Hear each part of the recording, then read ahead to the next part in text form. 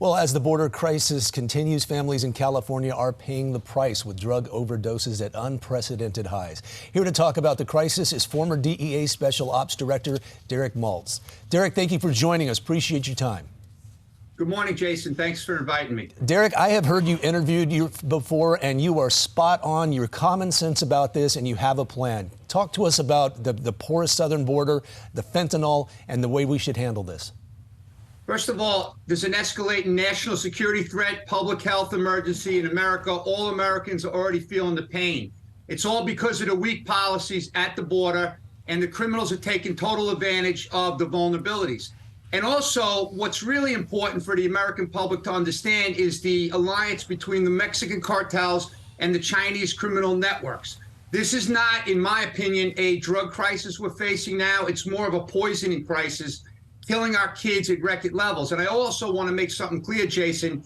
From my perspective, it's not a red or a blue issue. It's red, white, and blue. Every American should care. I work with families from all over the country, and I know this is impacting everyone. It's not discriminating against any one class. But the CBP out in your area has done a tremendous job knocking the bad guys down. You look at 2 years ago, 17,500 pounds of meth in Oda Mesa and over 300 and something pounds of fentanyl in one tractor trailer. So every day they're working hard. But most recently, they put out that situational awareness report regarding the potential, threats to America because of, Hamas-inspired, bad guys coming to America. Bottom line is we have to take this a little bit more serious than we ever did because it's the worst crisis in the history of America.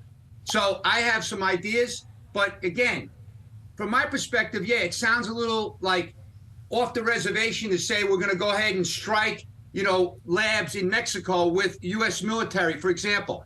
But then again, there's never been in the history of the country any terrorist organization that has killed this many Americans. 112,000 is the latest numbers in a 12-month period ending May of 23. So if you have a water leak in your home, you're going to shut off the valve to shut off the water.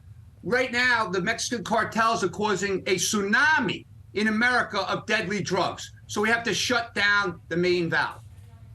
You also advocate for educating the youth because I believe you said the kids under 14 are the most vulnerable. They're the ones who are dying most.